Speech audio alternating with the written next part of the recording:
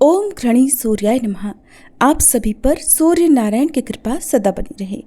आज आप सुनेंगे ज्येष्ठ मास महात्म्य में आगे की कथा। देवर्षि नारद कहते हैं, हे यदुशार्दूल, मैं सभी देवों की प्रतिमा का लक्षण विशेष रूप से आदित्य की प्रतिमा का लक्षण कहता हूँ। 1 हाथ, 2 हाथ, 3 हाथ या 3.5 हाथ लंबी या देवालय के द्वार के प्रमाण के अनुसार भगवान सूर्य की प्रतिमा का निर्माण कराना चाहिए। 1 हाथ की प्रतिमा सौम्य होती है, 2 हाथ की धन धान्य देती है, 3 हाथ की प्रतिमा से सारे कार्य सिद्ध होते हैं। 3.5 हाथ की लंबी प्रतिमा की स्थापना से राष्ट्र में सुभिक्ष, कल्याण और आरोग्य की प्राप्ति होती है। प्रतिमा के अग्रभाग, मध्य भाग और मूल भाग में सौम्य होने पर उसको गांधर्वी प्रतिमा कहते हैं। वह धन धान्य प्रदान करती है। मंदिर का द्वार उसका विस्तार जितना हो उसके 8वें अंश के समान ही प्रतिमा बनवानी चाहिए। भगवान सूर्य की प्रतिमा विशाल नेत्र, कमल के समान मुख, रक्तवर्ण बिंब के समान सुंदर ओठ, रत्न जटित मुख से अलंकृत मस्तक, मणिकुंडल, कटक, अंगद, हार आदि अलंकारों से सुशोभित, अव्यंग धारण किए हुए, हाथों में प्रफुल्लित कमल और स्वर्ण की माला लिए हुए, अतिशय सुंदर, सभी शुभ लक्षणों से समन्वित बनानी चाहिए। इस प्रकार की प्रतिमा प्रजा का कल्याण करने वाली, आरोग्य प्रदायक तथा अभय प्रदान करने वाली होती है। हीन या कम अंग वाली प्रतिमा अनिष्टकारक होती है, इसलिए प्रतिमा सीधी और सुडौल बनवानी चाहिए। ब्रह्मा जी की मूर्ति हाथ में कमंडल धारण किए हुए, कमल आसन पर विराजमान तथा 4 मुखों से संयुक्त बनवानी चाहिए। कार्तिकेय की प्रतिमा कुमार स्वरूप हाथ में शक्ति लिए अतिशय सुंदर बनवानी चाहिए। इनकी ध्वजा मयूर मंडित होनी चाहिए। देवराज इंद्र की प्रतिमा 4 दांतों से युक्त सफेद दांतों वाले ऐरावत गज पर आरूढ़ और हाथ में वज्र धारण किए बनवानी चाहिए। इस प्रकार सभी देवों की प्रतिमा शुभ लक्षणों से युक्त और सुंदर बनवानी चाहिए। देवर्षि नारद आगे बोले, हे सांब, भगवान सूर्य की इस प्रकार की प्रतिमा बनवाकर ईशान कोण में 4 तोरण, पल्लव, पुष्पमाला, पताका आदि से विभूषित कर फिर अधिवासन के लिए मंडप का निर्माण करवाना चाहिए। काष्ठ की मूर्ति श्री, विजय, बल, यश, आयु और धन प्रदान करती है। मिट्टी की प्रतिमा प्रजा का कल्याण करती है। मणिमयी प्रतिमा कल्याण और सुभिक्ष प्रदान करती है। स्वर्ण की प्रतिमा पुष्टि, चांदी की मूर्ति कीर्ति, ताम्र की मूर्ति प्रजावृद्धि तथा पाषाण प्रतिमा विपुल भूमि लाभ कराती है। लोहे, शीशे और रागे की मूर्तियां अनिष्ट करने वाली होती हैं, इसलिए इन धातुओं की प्रतिमा सूर्य मंदिर के लिए कभी नहीं बनवानी चाहिए। सांब ने पूछा, हे नारद जी, भगवान सूर्य सर्वदेवमय कहे गए हैं, ये उनका सर्वदेवमय तत्व क्या है, कैसा है, उसे भी कृपा कर बतलाइए। तो देवर्षि नारद कहने लगे, सांब, तुमने बड़ी उत्तम बात पूछी है। अब मैं ये सब भी बता रहा हूँ, इसे भी ध्यान पूर्वक सुनो। भगवान सूर्य सर्वदेवमय है। उनके नेत्रों में बुध और सोम, ललाट पर भगवान शिव, सिर में ब्रह्मा जी, कपाल में बृहस्पति, कंठ में 11 रुद्र, दांतों में नक्षत्र और ग्रहों का निवास है। ओष्ठों में धर्म और अधर्म, जिह्वा में सर्वशास्त्रमयी महादेवी सरस्वती विराजमान है। कणों में दिशाएं और विदिशाएं, तालु देश में ब्रह्मा और देवराज इंद्र स्थित है। इसी प्रकार भूमध्य में 12 आदित्य, रोमकूपों में सभी ऋषिगण और पेट में समुद्र, हृदय में यक्ष, किन्नर, गंधर्व, पिशाच, दानव और राक्षस गण विराजमान है। भुजाओं में नदियां, कक्षों में वृक्ष, पीठ के मध्य में मेरु, दोनों स्तनों के बीच में मंगल और नाभि मंडल में धर्मराज का निवास है। कटी प्रदेश में पृथ्वी आदि, लिंग में सृष्टि, जानुओं में अश्विनी कुमार, उर्वों में पर्वत, नखों के मध्य 7 पाताल, चरणों के बीच में वन और समुद्र सहित भूमंडल तथा दंतांतरों में कालाग्नि रुद्र स्थित हैं। इस प्रकार भगवान सूर्य सर्वदेवमय और सभी देवताओं की आत्मा है। जैसे वायु से ये सारा संसार व्याप्त है, वैसे ही चराचर जगत इनसे परिव्याप्त है, क्योंकि वायु भी भगवान सूर्य के प्रत्येक अंगों में ही स्थित रहता है। ऐसे ये भगवान सूर्य संपूर्ण प्राणियों पर अनुग्रह करने के लिए निरंतर तत्पर रहते हैं। देवर्षि नारद बोले, सांब, अब मैं अधिवासन विधि कहता हूँ, सुनो। पवित्र भूमि को लीप कर 5 रंगों से चतुरत्न सुंदर मंडल की रचना करें। पताका, ध्वज, तोरण, छत्र, पुष्पमाला आदि से उसे अलंकृत कर मंडल में कुशा बिछाएं और सूर्यदेव की मूर्ति की स्थापना करें। भगवान सूर्य का आह्वान कर उन्हें अर्घ दें। मधुपर्क तथा वस्त्र, यज्ञोपवीत आदि से पूजन करें और अव्यंग अर्पण करें। जिस प्रकार देवताओं को पवित्रक अर्पण किया जाता है, वैसे ही हर वर्ष सावन मास में नवीन अव्यंग की रचना कर सूर्य नारायण को समर्पित करना चाहिए। इनका यह पवित्रक है। नवीन अव्यंग के समर्पण के समय ब्राह्मणों को भोजन कराएं।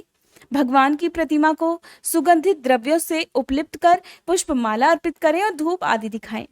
नमः शंभवाय इस मंत्र से भगवान की प्रतिमा को शैया के ऊपर शयन कराएं। संपूर्ण कामनाओं की पूर्ति के लिए इस प्रकार 5 दिन, 3 दिन अथवा एक ही रात्रि प्रतिमा का अधिवासन करें। देवालय के ईशान कोण में उत्तम स्थान के मध्य में कुशा बिछाकर वहां शुक्ल वस्त्रों से सुसज्जित शैया रखें और फिर सिरहाना पूर्वमुख रखा जाए। उसी शैया पर भगवान सूर्य की प्रतिमा को शयन कराएं। उनके दाहिने भाग में निक्षुभा, वाम भाग में राज्ञी और चरणों के पास दंडनायक तथा पिंगल को स्थापित करें। उस रात्रि में सूर्य नारायण के समीप जागरण करें। बंदी चरण से स्तुति, नृत्य, गीत आदि उत्सव कराएं। प्रभात होते ही ऋग्वेद के विधान से प्रतिमा का उद्बोधन करें और स्वस्ति वाचन पूर्वक भगवान की पूजा कर ब्राह्मण तथा भोजकों को हविष्य पात्र भोजन कराएं और उन्हें दक्षिणा देकर प्रसन्न करें। अनंतर मंदिर के गर्भगृह में पिंडिका के ऊपर 7 अश्वों से युक्त स्वर्ण का रथ स्थापित कर सूर्य नारायण को अर्घ देकर मंगल वाद्यों के साथ जलधारा गिराएं। फिर उत्तम मुहूर्त और स्थिर लगन में प्रतिमा की स्थापना करें। प्रतिमा का मुख नीचे, ऊपर या अगल बगल तिरछा न हो, बल्कि सीधा और एक सा रहे। भगवान सूर्य की प्रतिमा के दक्षिण भाग में और वाम भाग में क्रमशः निक्षुभा और राज्ञी की प्रतिमा स्थापित करें। फिर मोदक, पायस, कुशर आदि से इंद्रादि 10 दिक्पालों का आह्वान और पूजन कर उन्हें बलि समर्पित करें। इसके बाद स्तुतियों और विविध उपचारों से सूर्य नारायण भगवान का पूजन कर ब्राह्मणों और भोजकों को भोजन कराएं और उन्हें दान दक्षिणा दें।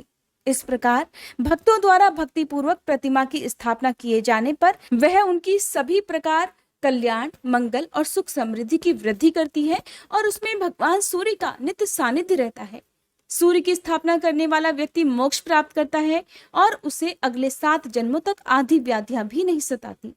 3 दिनों तक प्रतिष्ठा के उत्सवों में सम्मिलित रहने वाला व्यक्ति सूर्य लोक को जाता है। सूर्य नारायण की प्रतिमा की स्थापना करने से 10 अश्वमेध और 100 वाजपेयी यज्ञों का फल प्राप्त होता है। मंदिर की ईंट जब तक चूर्ण नहीं हो जाती, तब तक मंदिर बनवाने वाला पुरुष स्वर्ग सुख भोगता है। सूर्य मंदिर के जीर्णोद्धार करने का पुण्य इससे भी अधिक है। जो पुरुष मंदिर का निर्माण कराकर प्राणियों की सृष्टि, स्थिति और प्रलय के हेतुभूत सूर्यश्रेष्ठ भगवान सूर्य की प्रतिमा स्थापित करता है, वह संसार के सभी सुखों को भोगकर 100 कल्पों तक सूर्यलोक में निवास करता है। मंदिर में इतिहास पुराण का भी पाठ करना चाहिए। इस प्रकार अन्य देवताओं की प्रतिमाओं का शस्याधिवास तथा उद्बोधन करें और शुभ मुहूर्त में उन प्रतिमाओं को यथास्थान पिंडिका पर स्थापित करके पूजन करना चाहिए। आज का अध्याय समाप्त हुआ। इसके आगे का वृतांत आप अगले अध्याय में सुनिएगा। आप सुनिए महर्षि दधीची की कहानी। संसार में हर प्राणी अपने अपने लिए जीते हैं, सभी अपना भला चाहते हैं, लेकिन कुछ मनुष्य ऐसे भी होते हैं जो परोपकार करने के लिए अपने हितों का और अपने प्राणों का भी बलिदान दे देते हैं। हमारे देश में ऐसे ही बहुत सारे मनुष्य हुए हैं, बहुत सारे नर और नारियां हुए हैं जिन्होंने दूसरों की सहायता और भलाई के लिए अपने आप को संकट में डालकर अपने प्राणों का बलिदान करके दूसरों का उपकार किया है। ऐसे ही महान परोपकारी पुरुषों में महर्षि दधीची का नाम बड़े आदर और सम्मान के साथ लिया जाता है। महर्षि दधीची बहुत बड़े ज्ञानी थे। उनकी बुद्धिमानी, उनकी विद्वता की प्रसिद्धि देश के कोने कोने तक फैली हुई थी। दूर दूर से विद्यार्थी उनके यहाँ विद्या अध्ययन के लिए आते थे। वे सज्जन और दयालु और उदार थे और सभी से बहुत प्रेम करते थे। महर्षि दधीची नैमिषारण्य, सीतापुर, उत्तर प्रदेश के घने जंगलों के बीच में आश्रम बनाकर रहा करते थे। उन्हीं दिनों देवताओं और असुरों में युद्ध छिड़ गया। देवता धर्म का राज्य बनाए रखने का प्रयास कर रहे थे, जिससे लोगों की भलाई और हित होता रहे, जबकि असुरों के कार्य और व्यवहार बिल्कुल भी ठीक नहीं थे। वे पापाचारी थे, दुरात्मा थे, लोगों को तरह तरह से सताया करते थे। अपना प्रभुत्व स्थापित करने के लिए देवताओं से वे युद्ध कर रहे थे और देवताओं को इससे बड़ी चिंता हुई। देवताओं के हार जाने का अर्थ था असुरों का राज स्थापित हो जाना। ये पूरी शक्ति से लड़ाई लड़ रहे थे। बहुत दिनों से ये युद्ध चल रहा था और देवताओं ने भी असुरों को हराने के बहुत प्रयास किए, किंतु वे सफल नहीं हो पाए। तब हताश और निराश होकर देवतागण अपने राजा देवराज इंद्र के पास गए और कहने लगे, हे राजन, हमें तो इस युद्ध में सफलता के कोई आसार नहीं दिखाई दे रहे। क्यों ना इस विषय में श्री ब्रह्मा जी से ही कोई उपाय पूछा जाए। देवराज इंद्र की सलाह मानकर ब्रह्मा जी के पास वे सभी गए। देवराज इंद्र ने उन्हें इस चिंता से अवगत कराया। देवराज इंद्र की समस्या सुनकर ब्रह्मा जी कहने लगे, हे देवराज, त्याग में इतनी शक्ति होती है कि उसके बल पर किसी भी असंभव कार्य को संभव बनाया जा सकता है। लेकिन दुख है कि इस समय आप में से कोई भी इस मार्ग पर नहीं चल रहा। ब्रह्मा जी की बातें सुनकर देवराज इंद्र फिर से चिंता में पड़ गए। हाथ जोड़कर श्री ब्रह्मा जी से विनती करने लगे, कहने लगे, हे प्रभु, फिर क्या होगा? हे श्रीमान, हे ब्रह्मा जी, क्या ये सृष्टि असुरों के हाथ चली जाएगी? अगर ऐसा हुआ तब तो बड़ा अनर्थ हो जाएगा ब्रह्मा जी। देवराज इंद्र की समस्या और चिंता को देखकर ब्रह्मा जी कहने लगे, देवराज, आप निराश मत हो। असुरों पर विजय पाने का एक उपाय है। यदि आप प्रयास करें तो निश्चय ही देवताओं की जीत होगी। तब देवराज इंद्र ने प्रसन्न होते हुए श्री ब्रह्मा जी से पूछा, हे ब्रह्मा जी, शीघ्र ही वह उपाय बताइए, हम हर संभव प्रयास करेंगे। तब ब्रह्मा जी ने उन्हें बताया कि नैमिषारण्य वन में एक महान तपस्वी तपस्या कर रहे हैं और उनका नाम दधीची है। उन्होंने तपस्या और साधना के बल पर अपने अंदर अपार शक्ति एकत्रित कर ली है। अगर उनकी अस्थियों से बने अस्त्रों का प्रयोग आप लोग युद्ध में करें तो असुर निश्चित ही परास्त हो जाएंगे। देवराज इंद्र ने कहा, ब्रह्मा जी, किंतु वे तो जीवित हैं, उनकी अस्थियां भला हमें कैसे मिल सकती हैं? ब्रह्मा जी कहने लगे, मेरे पास जो उपाय था देवराज, मैंने आपको बता दिया। शेष समस्याओं का समाधान स्वयं महर्षि दधीची ही कर सकते हैं। महर्षि दधीची को इस युद्ध की जानकारी थी। वे चाहते थे कि युद्ध शांत हो जाए। सदा शांति चाहने वाले आश्रमवासी हमेशा हर लड़ाई झगड़े से दुखी ही होते हैं। उन्हें भी आश्चर्य होता था कि क्यों देवता और असुर एक दूसरे से युद्ध कर रहे हैं। महर्षि दधीची को ये चिंता थी कि असुरों के जीतने से अत्याचार और अनीति का बोलबाला हो जाएगा। देवराज इंद्र तपस्या करते हुए महर्षि दधीची के आश्रम में पहुंचे, जहां पर वे तपस्या में लीन थे। महर्षि उस समय ध्यान अवस्था में थी, तो देवराज इंद्र उनके सामने हाथ जोड़कर एक याचक की मुद्रा में खड़े हो गए। ध्यान भंग होने पर देवराज ने महर्षि को प्रणाम किया। तब महर्षि ने देवराज इंद्र को बैठने के लिए कहा, फिर उनसे पूछा, कहिए देवराज, कैसे आना हुआ? देवराज इंद्र कहने लगे, महर्षि, क्षमा कीजिए, मैंने आपके ध्यान में बाधा पहुंचाई। महर्षि, आपको ज्ञात होगा, इस समय देवताओं पर असुरों ने चढ़ाई की हुई है और वे तरह तरह के अत्याचार कर रहे हैं। उनका सेनापति वृत्तासुर बहुत ही क्रूर और अत्याचारी है, उसे देवतागण हार रहे हैं। महर्षि दधीची कहने लगे, देवराज, मेरी भी चिंता का यही विषय है। आप इस विषय में श्री ब्रह्मा जी से बात क्यों नहीं करते? तो देवराज इंद्र कहने लगे, हे महर्षि, मैं उनसे भी बात कर चुका हूं, उन्होंने उपाय भी बताया है, किंतु क्या देवराज, आप रुक क्यों गए? साफ साफ बताइए। अगर मेरे प्राणों की भी आवश्यकता होगी तो भी मैं सहर्ष तैयार हूं, बस विजय देवताओं की ही होनी चाहिए। महर्षि ने जब ये कहा तो देवराज इंद्र को कुछ साहस हुआ। साहस बटोर कर वे हाथ जोड़कर महर्षि से कहने लगे, हे महर्षि, ब्रह्मा जी ने बताया है कि आपकी अस्थियों से अस्त्र बनाया जाए तो वह वज्र के समान होगा। वृत्तासुर को मारने हेतु ऐसे ही वज्रास्त्र की आवश्यकता है। देवराज की बात सुनते ही महर्षि दधीची का चेहरा कांतिमय हो उठा। उन्होंने सोचा, मैं धन्य हो गया, मेरा जीवन धन्य हो गया, मेरा शरीर भले कार्य के लिए प्रयोग में आएगा। ये सोचकर उनका रोम रोम खिल उठा। बड़ी प्रसन्नता के साथ महर्षि दधीची बोले, देवराज, आपकी ये इच्छा अवश्य पूरी होगी।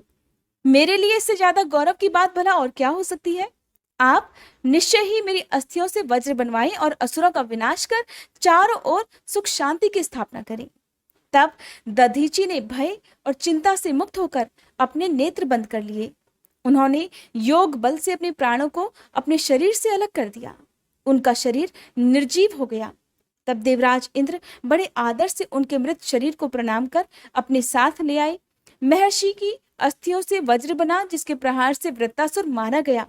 असुर पराजित हुए और देवताओं की इस युद्ध में जीत हुई। महर्षि दधीचि को उनके इस महान त्याग के लिए आज भी हम सब लोग बड़ी श्रद्धा से याद करते हैं। और नैमिषारण्य में तो हर वर्ष फागुन महीने में उनकी स्मृति में, उनकी याद में विशाल मेले का आयोजन भी होता है। और ये मेला महर्षि के त्याग और मानव सेवा के भावों की याद भी दिलाता है। हरे कृष्णा। आज के अध्याय में बस इतना ही। इसके आगे की कथा आप सभी आने वाले अध्याय में सुनिएगा।